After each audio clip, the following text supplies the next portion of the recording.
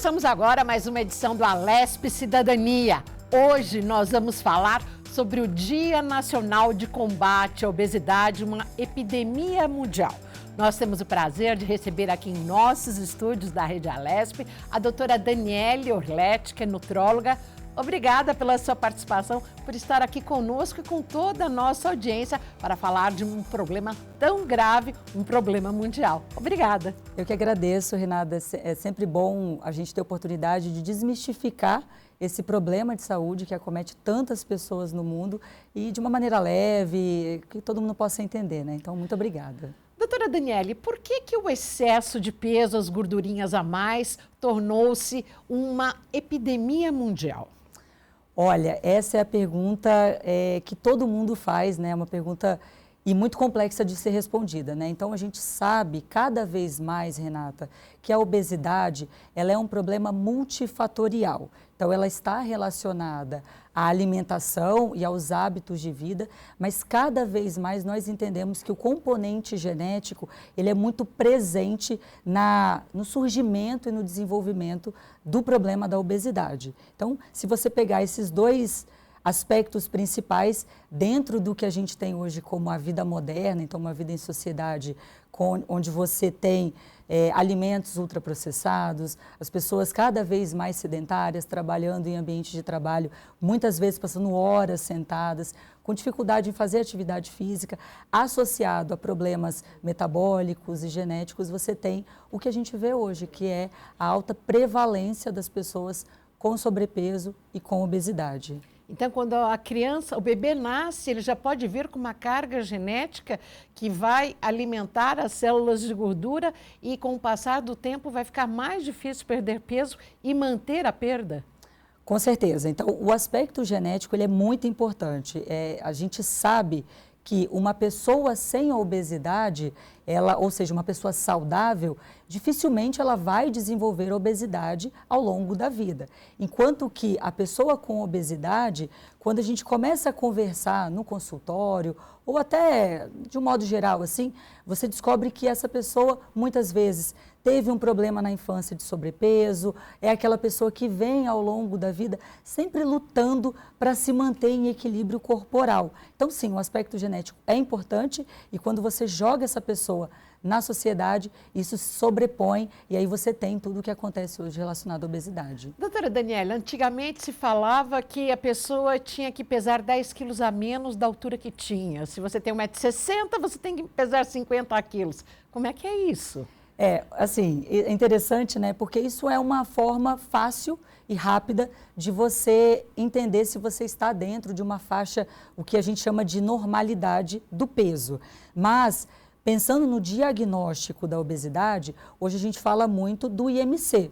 Então, o IMC é aquela medida que você vai pegar o seu peso e dividir pela sua altura ao quadrado e você vai achar um número. O IMC é o índice de massa corporal. O IMC é o índice de massa corporal, perfeito. E aí esse número vai te colocar dentro de algumas faixas de classificação, que podem estar numa faixa de peso ideal ou numa faixa de sobrepeso, obesidade ou até de desnutrição. Agora, muito mais do que isso, Renata, hoje a gente fala também da composição corporal. Então, lógico, é importante, é fácil e é rápido a gente saber o valor do IMC. Mas a composição, ou seja, do que o nosso corpo é composto, é tão importante quanto o peso. Porque o IMC, ele tem algumas restrições. E até essa regra dos 10 quilos a menos, a gente precisa ver do que esse organismo é composto. Então, eu estou falando de uma pessoa que está dentro da faixa de peso de normalidade, mas que tem bastante massa muscular, por exemplo, e às vezes ela pode até apresentar um sobrepeso ali quando você calcula o IMC, ou eu estou falando de uma pessoa que tem um pouco mais de excesso de gordura porque é sedentário, porque não se alimenta tão bem. E aí, essa diferença de composição corporal, além do IMC, também é muito importante na hora de avaliar sobre as questões de saúde. E em relação a essa questão do IMC, repete de novo para a gente, prestando serviço, como se calcula o IMC e quais são as categorias? Perfeito. Então, para a gente saber o nosso IMC, como que a gente faz? Qualquer pessoa aqui é capaz de saber o seu IMC, tá? Então, a gente pega o nosso peso, então você vai lá, você vai se pesar, de preferência numa balança que você já é acostumado, porque as balanças têm alterações ali de uma para outra, então você se pesa. Esse valor do peso você anota e aí você sabe a sua altura. Se você não sabe a sua altura, é bom você medir ali a sua altura e aí você vai pegar a sua altura e multiplicar por 2, ou seja, você vai multiplicar a sua altura 2 vezes, é a altura ao quadrado. Anota esse valor, pega o valor do peso e divide por esse valor da altura ao quadrado. O número que aparecer ali é o seu IMC. Então, o IMC dentro da faixa de normalidade seria aquele IMC que vai de 18 a 24,9. Se você tem um IMC entre essa faixa de 18 a 24,9, você é eutrófico, ou seja, você tem um peso dentro do que se espera na normalidade.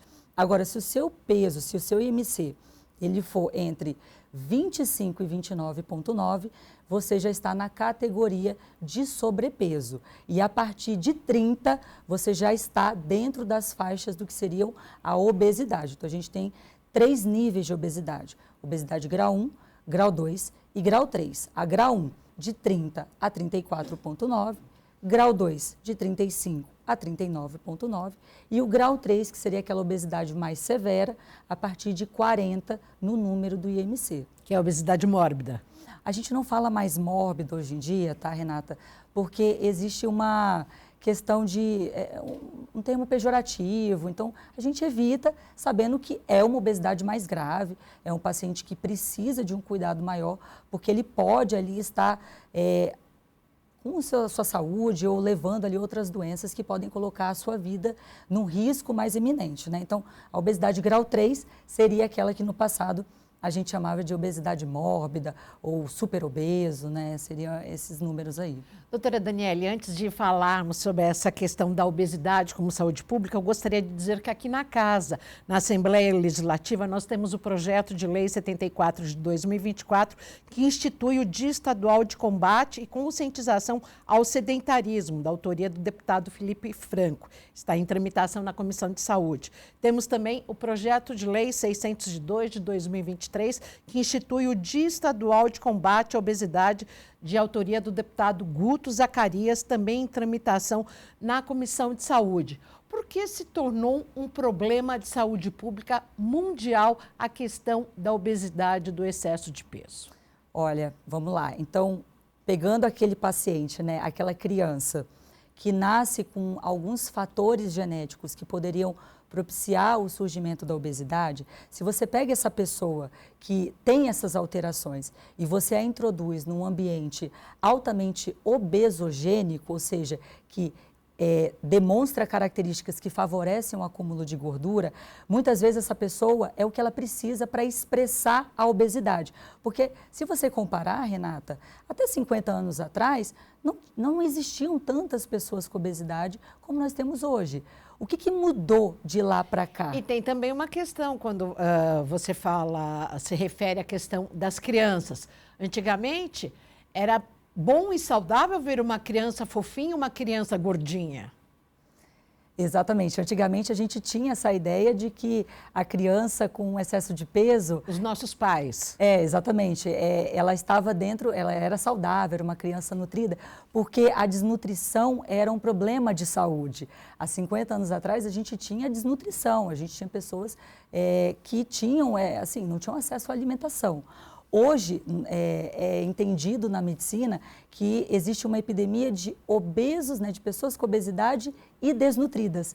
Então você tem a oferta muito grande de produtos ultraprocessados, de farináceos, produtos com altas cargas energéticas e sem as questões relacionadas à saúde. Então, é muito mais barato você comprar alimentos não saudáveis do que alimentos saudáveis. E aí, quando você pega essas pessoas que têm algum componente genético que favorece o acúmulo de gordura e coloca dentro desse cenário onde é mais barato ela comprar um produto ultraprocessado do que uma fruta, uma verdura, um legume, naturalmente essa pessoa ela vai se expor e ela vai ter mais facilidade de expressar aquele problema que talvez num outro contexto ela não expressaria. Se ela tivesse ali dentro de um ambiente onde ela pudesse fazer atividade física de maneira regular, onde ela tivesse acesso a alimentos mais saudáveis, talvez mesmo ela tendo a expressão, mesmo ela tendo a obesidade enquanto genética dentro dela, talvez ela nunca expressaria esse problema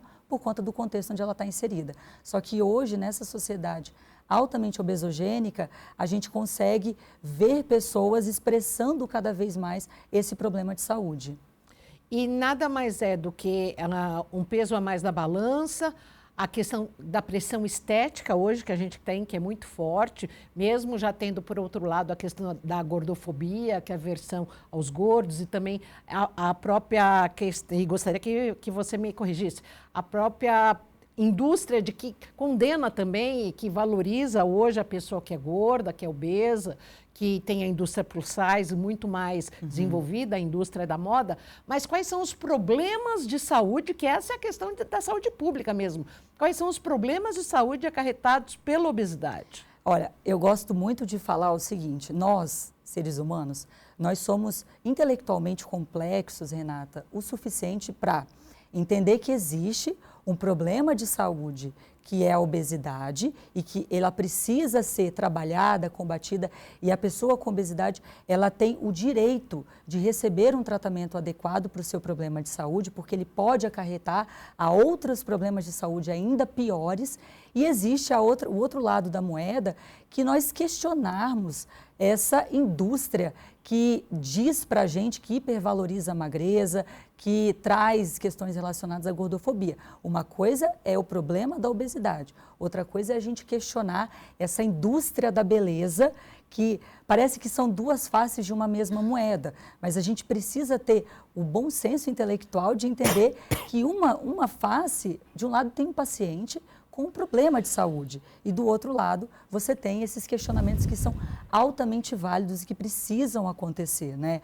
Agora, o problema de saúde relacionado à obesidade, a gente fala que a obesidade, ela nunca anda sozinha, né? Então, a pessoa que tem o sobrepeso ou a obesidade, ela sempre vai trazer com ela a chance dela ter uma hipertensão, um diabetes, uma síndrome metabólica. Ela pode ter junto, Renata, pelo menos 13 tipos de cânceres associados ao acúmulo de tecido adiposo. E isso precisa também ser trabalhado porque, num contexto geral, essa pessoa pode desenvolver outros problemas de saúde cada vez mais sérios.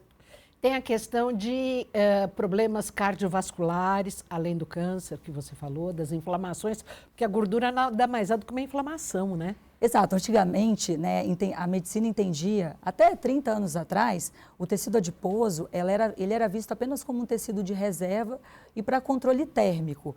Mas com o passar dos anos, a medicina se desenvolvendo, foi cada vez mais sendo entendido de que o tecido adiposo, na verdade, ele é um tecido metabolicamente ativo. Então, ele produz inflamação, ele modula alguns hormônios, a parte da reprodução também tem uma via de sinalização que passa pelo tecido adiposo. Então, tudo isso é importante na hora da gente abordar esse paciente com a obesidade.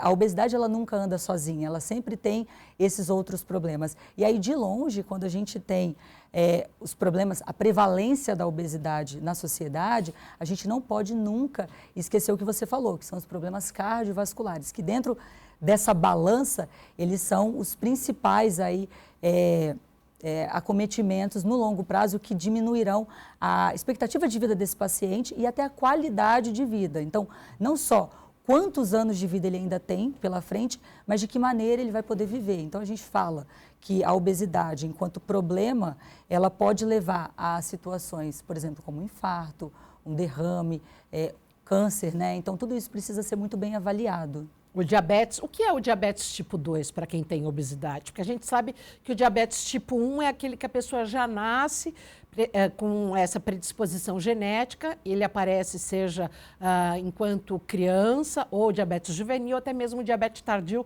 que é o diabetes tipo LADA. Mas o que é o diabetes tipo 2, que também é outra epidemia na sociedade moderna? E que anda do lado da obesidade, Sim. Tá? Então, assim, o diabetes, ele acontece, né? Ele começa ali o desenvolvimento dele muitas vezes 10 anos antes do diagnóstico do diabetes. E como que acontece, tá, Renata? Então, você tem um paciente que, ao longo dos anos, ele vai acumulando gordura, essa gordura, esse tecido adiposo, e é muito sutil, tá? A gente fala, assim, eu costumo dizer que o paciente, ele não ele não repara quando ele ganha 1 quilo no ano, porque 1 quilo é muito pouco para você visualmente olhar e se reconhecer no espelho como um acúmulo de 1 quilo. Mas ao longo de 10 anos, essa pessoa ela vai acumular 10 quilos. E aí, 2 sacos de açúcar. E aí o que acontece? Esse acúmulo de gordura vai levar a uma coisa chamada resistência insulínica.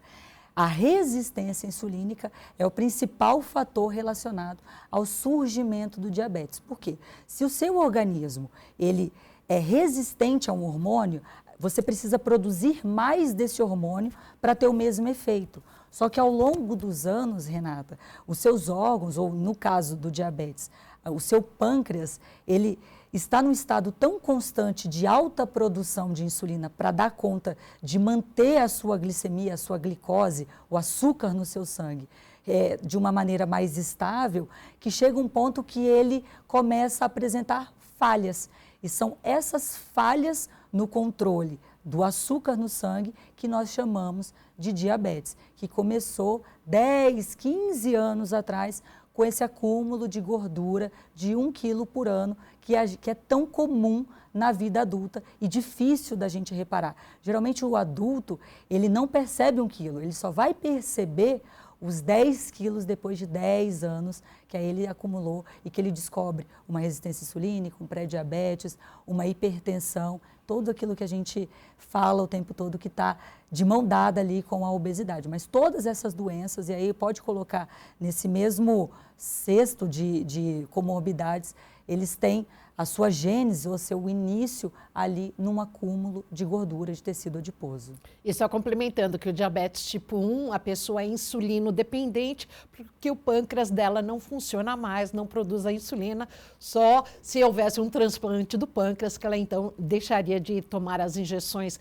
necessárias diárias. Em relação a essa questão da obesidade infantil, essa também é uma outra epidemia que começou aí na década passada, aproximadamente umas 2 décadas, em função das telas, mas antes com os videogames, né, que as crianças não brincavam mais, não corriam mais pelas ruas, e sim passaram então a acumular gordura por conta disso? Com certeza. E assim, esse problema, ele está cada vez mais prevalente, né? Antigamente, até o início dos anos 2000, a população, com a prevalência de obesidade na população infantil girava em torno de 10% a 15%.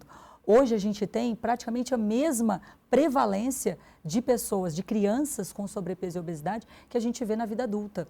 Então, essas crianças que começaram precocemente a expressão da obesidade na infância, elas têm muito mais problemas associados, porque elas estarão expostas a esse tecido adiposo, que é altamente prejudicial à saúde, durante muito mais tempo. Então, a inflamação que ocorre, esse acúmulo de gordura, que começa na infância, vamos dizer que esse adulto, ele tem uma expectativa de vida de 80, 70 anos, você imagina, ele começar a obesidade com 10 anos, são 60, 70 anos exposto à obesidade. E a perda da qualidade de vida que ele vai ter ao longo de todo esse tempo, né? Com certeza, assim, a obesidade, ela tira muitos anos de vida da população, mas ela também diminui muito a qualidade de vida. Seja pelas questões relacionadas ao que a gente falou, de síndrome metabólica, diabetes, hipertensão, mas também a gente não pode esquecer dos problemas osteoarticulares. A obesidade, esse excesso de peso, gera uma sobrecarga articular que vai se expressar na forma de dor, de diminuição da mobilidade,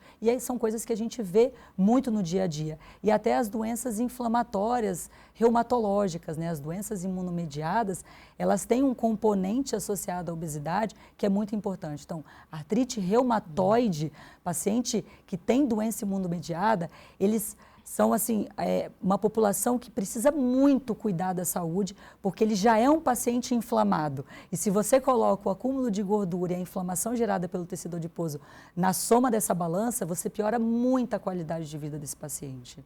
E é como a questão da obesidade, é como o tabagismo, mesmo que com 70 anos você pare de fumar, você vai ter um ganho a curto a médio prazo. A questão da obesidade, no momento que você decidir começar a fazer um exercício, melhorar um pouco a alimentação, já há um ganho importante? Com certeza, sim. O paciente que ele sai do sedentarismo, ele já consegue ver os benefícios da atividade física, alimentação, emagrecimento, no dia 1, assim, que ele optar por ter essa mudança de estilo de vida, né? Mas o que é visto na medicina é o seguinte, Renata, todo paciente que emagrecer 5% do peso, ele já vai expressar um metabolismo completamente diferente. E eu estou falando, vamos pegar um paciente hipotético, né? Uma pessoa de 50 anos com obesidade, síndrome metabólica, hipertensão e diabetes. Se essa pessoa emagrece 5% do peso, eu estou falando de uma diminuição do uso de medicamento antihipertensivo, eu falo de um melhor controle da pressão arterial. Se a pessoa, para ser mais direto e didático aqui para o nosso público, para a nossa audiência, se a pessoa pesa 80 quilos, 10% seriam 8 quilos. Se ela perder 4 quilos, já ajuda? Já ajuda. Ela já consegue. Isso daí, assim, o que a gente coloca como meta terapêutica, preconizado, é o emagrecimento a partir de 5%. Ou seja, 5% do peso já é muito bom para esse paciente. A gente não precisa colocar metas muito audaciosas. A gente pode começar com... Mas 5% em quanto tempo, em que período? Ou se ela pesa 80 e perder 4 quilos aí a médio prazo, isso já é muito bom? Já é muito bom. Assim, a gente sempre coloca o seguinte, independente do peso do paciente, 5%, e aí vai variar para cada um, né, porque depende, 5% para um não é o mesmo do que para outro, mas de uma abordagem terapêutica bem sucedida, ela leva em consideração o emagrecimento de 5% a partir de 12 semanas de tratamento. Então, até para nós médicos, quando nós instituímos um tratamento medicamentoso para esse paciente, para a gente ver se ele está apresentando a melhora do quadro clínico, ou seja, o emagrecimento, a gente sempre avalia uma janela temporal em torno de 12 semanas. São 4 meses. 4 meses. Então, se em 4 meses ele não perde... 3 meses. 3 meses. 3 meses. Então, se em 3 meses ele não perder pelo menos 5%, começar a perder pelo menos 5% do peso, a gente poderia mudar a abordagem medicamentosa. Hoje nós temos diversos medicamentos e mecanismos de ação disponíveis no mercado, então a gente, a partir de uma investigação, institui o melhor tratamento para aquele paciente e reavalia. Se ele não apresentar aquele emagrecimento de pelo menos 5%, a rota precisa ser recalculada, porque 5% seria o mínimo necessário de emagrecimento para esse paciente começar a verificar os benefícios de sair de um estado de obesidade, lembrando que qualquer emagrecimento já é melhor do que o paciente se manter sedentário e com hábitos de vida ruim, mas se a gente está falando de uma abordagem profissional médica, a gente precisa levar em consideração alguns parâmetros e esse é o principal deles, tá? Então, 5% de emagrecimento ali nas primeiras 12 semanas de tratamento. Questão do exercício. Adianta fazer só a caminhada de final de semana? Olha, qualquer coisa é melhor do que não fazer nada, mas também assim, o exercício físico do final de semana ele vai trazer benefício para o paciente, né? Até recentemente houve uma discussão dessa dentro da comunidade médica sobre os atletas de final de semana. Então, sim, o atleta de final de semana, ele já comparado com um não atleta, com aquela pessoa que não faz atividade física, tem seus benefícios. Ele já apresenta muitos benefícios associados à atividade física. Então, se a pessoa ela só tem a oportunidade de fazer atividade aos finais de semana, faça atividade aos finais de semana, comece a construir esse hábito, porque no longo prazo isso já vai trazer benefício, sim, com certeza, para esse paciente. E a questão das injeções que foram criadas e, claro, produzidas em laboratório, descobertas por cientistas, que são a semaglutida, tirzepatida, para combater a obesidade. Inicialmente para o diabetes, mas também agora se viu que é para combater a obesidade. É para preguiçoso ou não tem nada disso? Olha, Renata... Que são essas injeções, é um tratamento ainda caro, que óbvio que não é disponibilizado pelo SUS, pela saúde pública. Perfeito. Olha, eu costumo dizer o seguinte, o paciente com obesidade, ele sempre vai merecer receber o tratamento. Medicamentoso apenas? Com certeza não, mas medicamentoso também. Então, se você tem um cenário onde tem um paciente com obesidade e ele tem o recurso para entrar ou para utilizar um medicamento como uma semaglutida, ou a liraglutida, que foi o primeiro ali dos análogos do GLP-1, e agora futuramente, no próximo ano, a tirzepatida, como você bem trouxe, é sempre importante a gente dar essa opção terapêutica para esse paciente. Porque é uma doença. Exato, é uma doença que é crônica, progressiva e recidivante.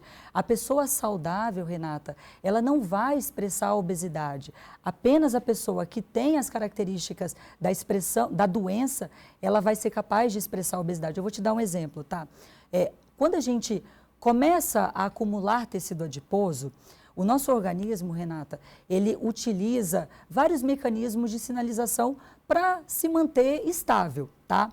Então, quando uma pessoa saudável começa a acumular tecido adiposo no seu organismo, esse tecido adiposo vai produzir uma substância chamada leptina. Essa leptina vai lá no sistema nervoso central e faz com que a fome diminua, para essa pessoa manter o peso estável e não desenvolver a obesidade. Isso eu estou falando de uma pessoa saudável.